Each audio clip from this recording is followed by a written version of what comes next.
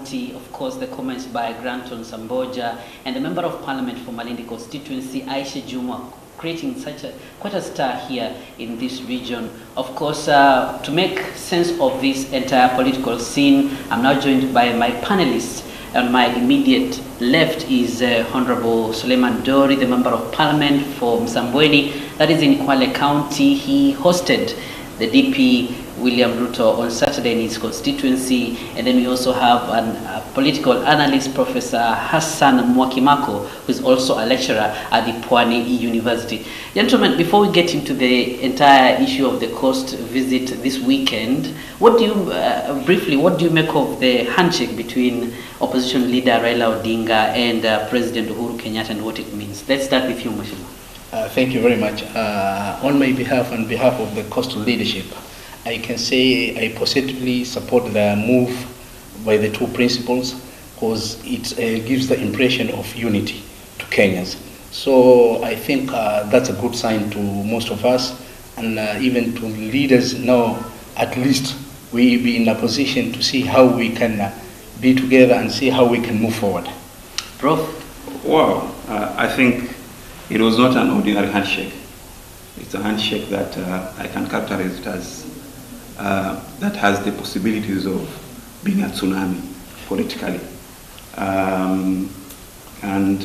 It's a handshake that is inviting and it creates some kind of hope amongst Kenyans that now the two sides of Jubilee and Nasa have realized that Kenya is much more important than the interests of two individuals.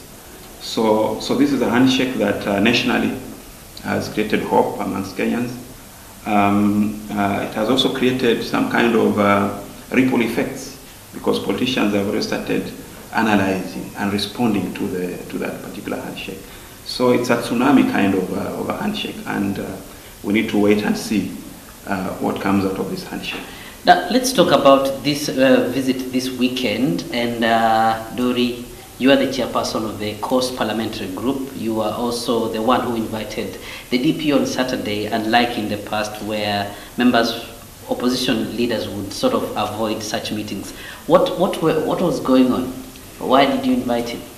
Basically, I cannot call it as an invitation, but we have to accept one thing: there is a government in place. Now, end of the day, we have to respect that. So by that, we had to receive the Deputy President, and our agenda of receiving the Deputy President on behalf of other leaders of the coastal region is not based on the political side. Our agenda was to receive the Deputy President, and initially what happened on Friday and Saturday, there's a perception that people have migrated from one side to the other side, but our agenda is all based on the development agenda, because there's nothing we can do right now because there's a government in place, and without working with the government for us to get the development for our people, that means will be meaningless end of the day. Prof, what do you make of this visit? Well, the MP has said that it was a visit where, as a Deputy President, he has the opportunity to visit many regions. So he visited Coast this time, and he was received by the leadership of the Coast politicians and the citizens. But also it's a visit that had a lot of political overtones, particularly on the statements that were made by political leaders, and also the way that the Deputy President received these overtones, So I think a visit, yes, but it's a visit that we can analyze it as a visit looking forward, that it's a planning visit for the Deputy President, knowing that there are other activities, particularly the handshake. I told you earlier that the handshake actually caused a tsunami. This is one of the effects of the handshakes, because politicians and Kenyan politics are beginning to change.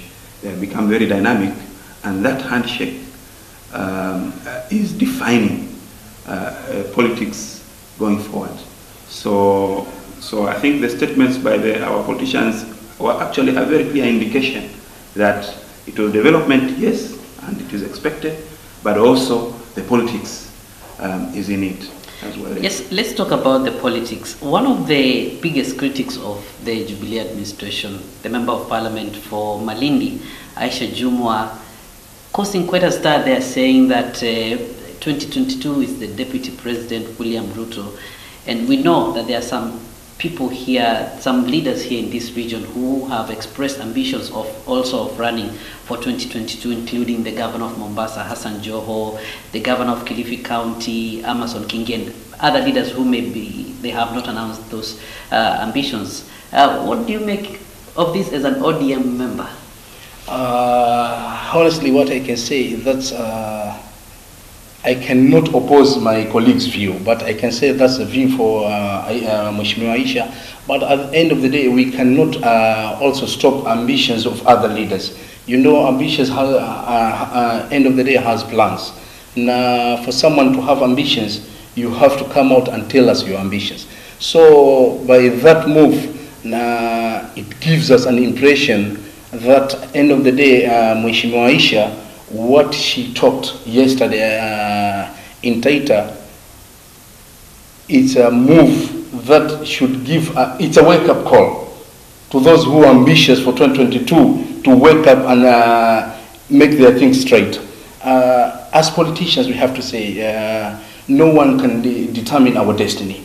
We have to look to find ways to see how we can achieve our destiny. So I don't see any wrong with what Mheshimiwa Aisha and other members of the CPG, what they did yesterday. They have to speak out their mind. Prof, are we likely to see realignments ahead of 2022, looking at what happened yesterday? We cannot overrule realignments, and the history of Kenyan politics towards the elections is that there are always realignments.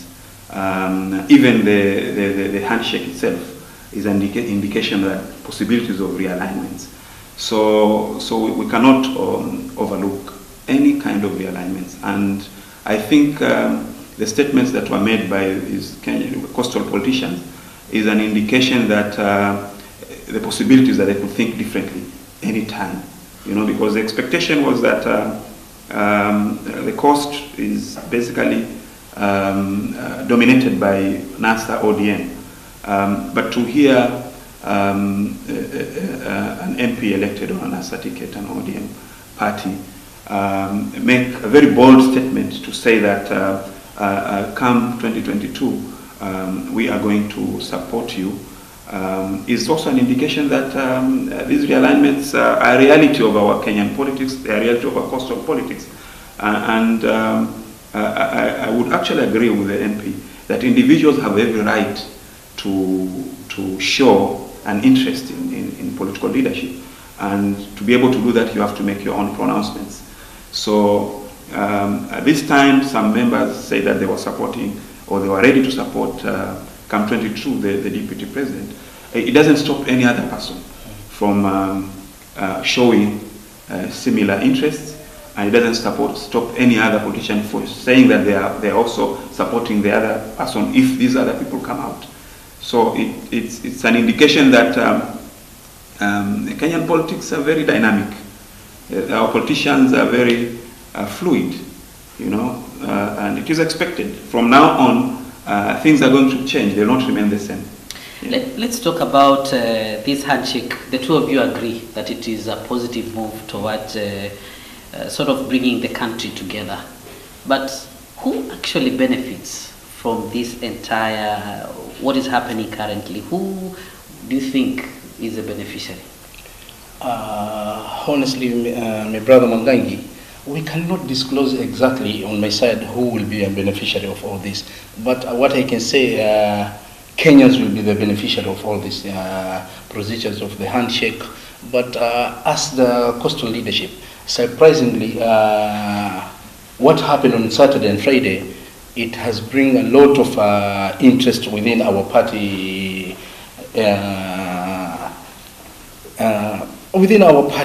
Now, what we should understand as coastal leadership, we were never consulted when this process is going to happen. Nevertheless, no one of us was involved in that process of handshake. So by us taking that move to decide that we want to welcome the Deputy President, it should not give a bad impression that we have migrated to the other side. So what I think I can suggest on my side, even to the other, the side of our party, as coastal leadership, we should understand one thing: we've been neglected for long. Coastal leadership have been operated within the opposition for the last 20 years. So the moment we decide we are answerable to our community or to our people, we cannot stick in a place whereby we are not given our freedom. What we need as leaders is to be given our freedom. We are all elected. We cannot work under someone to decide for us what we should do. Those days are gone. On Saturday, just before we go to Prof, we had the DP promising 70 billion shillings of roads infrastructure in Mombasa County, 70 billion also in Kwale County. Are we likely to see more of that before we go to Prof? Oh, honestly, what I can say, that's a good move, and I support that because I'm a development cautious. Now, I can talk on my just on my side of Msambweni or Kwale County as a whole. It's funny for someone to tell me I should not welcome Deputy President in my constituency. First of all, what we have to understand, Kwale County has been marginalized for long. And the moment we see such things, we have to welcome all the development agendas, anyone who comes with development agenda.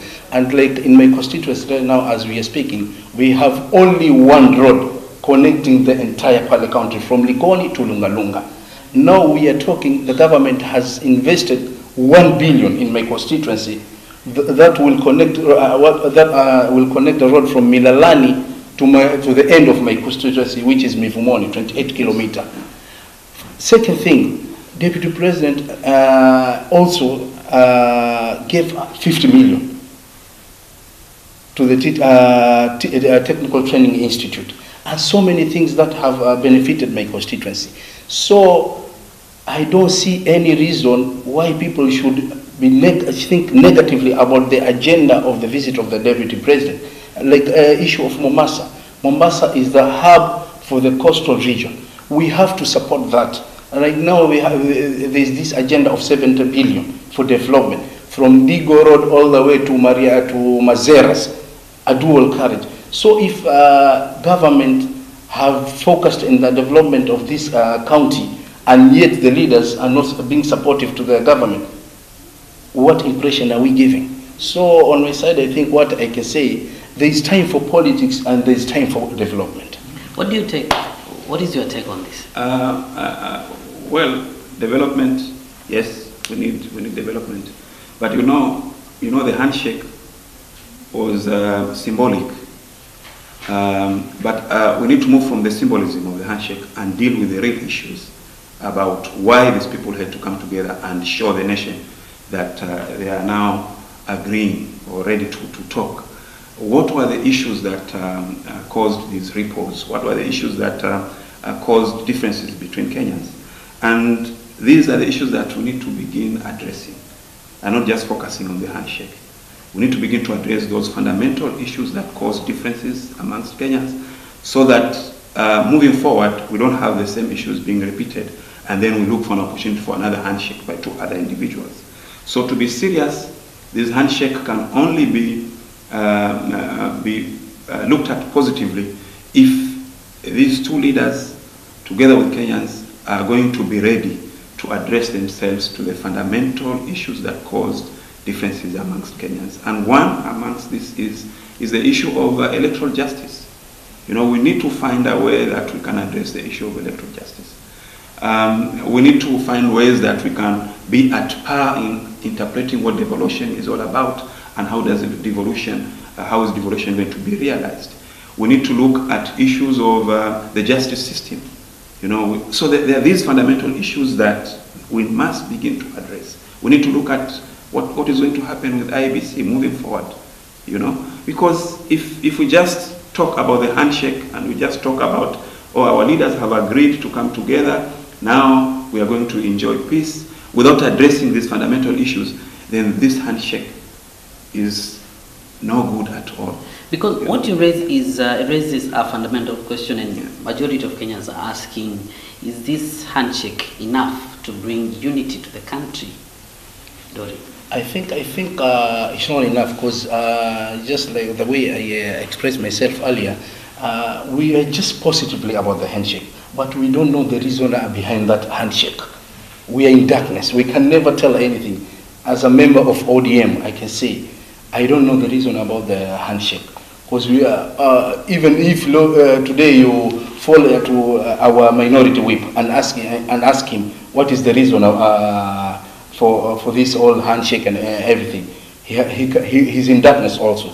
So I think what we should do, that's for now, we are positively about it. It's one sign that brings unity within Kenyans, because there's these political moves which we need to understand within our country. People based on politics. Now, the moment two leaders decide to be together, at least it gives an impression to Kenyans that now we are comfortable. There's peace in Kenya. We can move forward. It gives morale to the business community, at least. Yeah. And let's talk about something else that a number of people have sort of ignored in this whole equation. The role of the opposition, oversight. Is this going to die as a result of this, what is happening?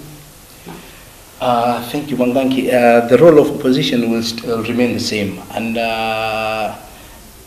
just the other week on the floor of the House, I think Minority Leader expressed himself that we are one, and we don't understand the moment by that we are one. We don't understand that. But I know the role of opposition has to remain the same. We have to oversight the government. But since people believe in authority, giving authority, working under authority, if they decide to tell us we cannot be opposition, we cannot oversight the government, it's okay, we can follow the route. But I know we are still opposition and we have to play the role of opposition. What do you think? Is the role of oversight going to die? Oversight has to be there, and the opposition must perform its role. And sometimes I was very sad when the opposition was, for example, saying that they are boycotting certain sessions of parliament, particularly the very important ones of, for example, evaluating people who are going to be appointed to hold very powerful positions in government. So my view is that the opposition has to remain steadfast, and it must perform its role according to the constitution. There is no two ways about it. They just have to perform their role. But I think because they are politicians, they also have to respond to what is happening outside parliament, and you can already see that the opposing party, the opposition party, is beginning to realign itself. You know, because already you hear the principals in NASA saying that, well, you know, we were caught unawares, you know, and there are certain movements that are actually telling, you know, that, well, if things are not discussed properly, then we might not actually have a very formidable opposition. We'll have opposition in the opposition itself, which is not healthy, you know. So for the opposition to perform its role, they need to consolidate themselves. I am shocked, actually, although I can understand it, I can relate with it, when all of a sudden the ODM party says that they want to get rid of Senator Wetangula from his official role in Senate. And this is telling, you know, this basically says, what is the status of our opposition politics in Kenya? Are they going to realign themselves? And for example, if the other principals, for example, make a decision that, look, we want to pull back, you know, as political parties, and allow ODM to have its say, and give their reasons why they take that particular action. I think it's about time that the Kenyan opposition begin to know what its role is. It's not about positioning themselves, it's about representing a different opinion to that of the government and checking on the excesses of the government. If they decline to do that, then they are not doing justice to Kenyans. So they need to put their house in order with their politics, and they also need to put their house in order in parliament.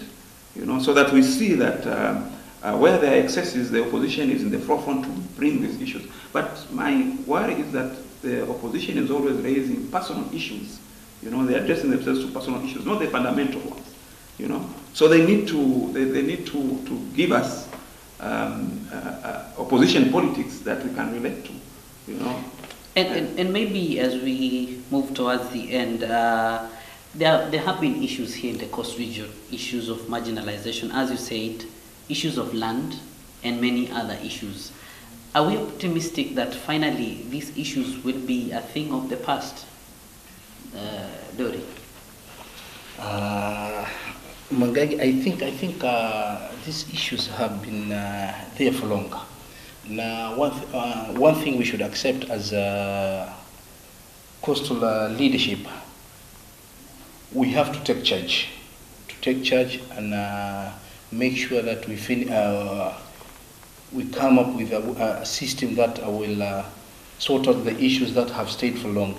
Issues of lands, issues of, generally we can say issue of marginalization. We have to find a system whereby we can sort out issues once and for all. And the reason why we can all the time move around and we do our politics saying that we have been marginalized is just because of one reason. We don't want to work with today's government. That's a problem. We cannot say that all the time we are marginalized, and yet we have a place where we can go and sort out our issues. I think the best thing we should do as a coastal leadership, we should at least set a system whereby once we do politics, we finish with politics, now we should focus on development.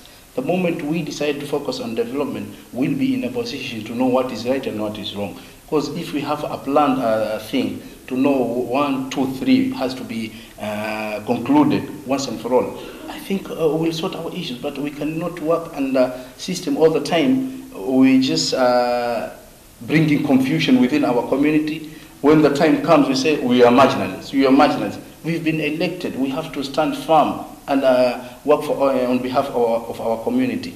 What I can say, like now, I'm the second timer in Parliament. I have to create my own legacy. No one will come and create my legacy. I have to fight to make sure that issues of land have been sorted out within my leadership and other issues. So what I can advise, I think we have touching issues, and as leadership, we have to know our roles in leadership, and we decide to move forward rather than politicking all the time, which is not healthy. Prof, maybe briefly, what do you think? Yes, marginalization has been a major concern for coastal residents, but you know, devolution, the way it was thought of, was actually one of the ways which Kenyans can be able to address this marginalization, not just for the coast, but for other regions as well. But in the coast where this had always been a major issue, I think the devolution needs to be utilized so that it addresses these issues of marginalization. And one of them is providing services to the citizens, health services, roads and infrastructure, agriculture. All these devolved services, they need to be enhanced, so that gradually, after 20 years of being in a devolved structure, then we can actually see the tangible benefits of devolution, so that we begin to address these issues of marginalization. Because ideally, it's just a question of providing services. Now, the question really here is what kind of services are being provided?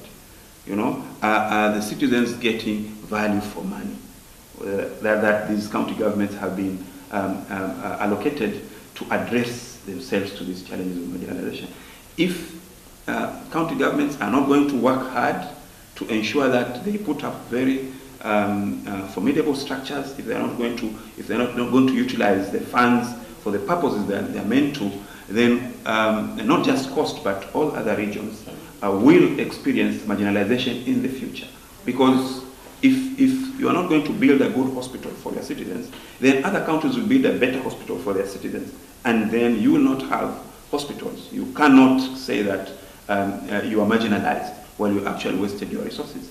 And what I'm seeing right now is that to a certain extent, some leaders have not yet realized that actually devolution is actually one way of addressing marginalization. So they need to wake up. You know? Maybe finally, and very briefly, let's talk about the issue of the National Super Alliance. There have been some accusations, especially leveled towards the ODM, that they sort of want to eject the other members and sort of end this coalition thing. Is NASA, as it is, dead as an opposition? Mwangangi, honestly, I cannot go deeply on that issue, because you know the NASA issue, it's big. When you talk about it, you have to know the background of it. And the problem we are having within our coalition, everything is dealt within selfishness, I can say. And that's the way Prof has said, there's a lot of self-interest within the coalition. So on issues to do with this issue of ADM, Fort Kenya, all the affiliation parties, honestly, as the leaders, we are in darkness. We just see things in the morning, this is what is happening. But would you like to see it divided or united? Honestly, what I can say, I don't see any reason why we should be divided, because we started as a coalition and we should remain intact. Because the moment we decide to create division within the coalition, I don't think if we are giving good impression to the Kenyans. They are the same. We are the same Kenyans. They expect to see us uniting Kenyans. So the moment we decide to create division within the coalition, which is the opposition, then here comes 2022, we form another coalition. We have to, I don't see any reason. We should remain intact and the unity. And if there is any problem with all differences within the principles, this time they should sit, sort out the issues. And the only thing, the best thing they can do for Kenyans or for leaders, let's work as a team. This habit of selfishness or thinking I should go on my own to get my cut and forget other nurses. You know, the only thing which divides us within the coalition is the selfishness. It's not amongst the principles only. Even in the leadership within the parliamentary leadership, there's a lot of selfishness within the leadership of the parliamentary. You see, like right now, this issue of parliamentary committees. You can be shocked right now as we are speaking. There are other members, they are not even in a single committee. You see, all about it, while others, they're in 3 committees. So I think what we should do, we should sort out our differences rather than going viral and start talking issues which will not bring us together or unity. Unity is all about. As Kenyans, I think what we should do, time has come. Time has come to set our things right and move forward. And this issue of every time someone thinking that he's the only one who can decide for Kenyans should come to a stop. We are all leaders, elected leaders, and any decision that has to be made within the party system, we have to be involved. It's not like we can only be recognized during the political time, but when it's a political thing, but when it comes, once we are done with politics, we are nothing within the coalition. Thank you. Thank you. Prof, briefly, is NASA dead? You have like a minute. NASA, I don't think if it is dead, but it's crippling.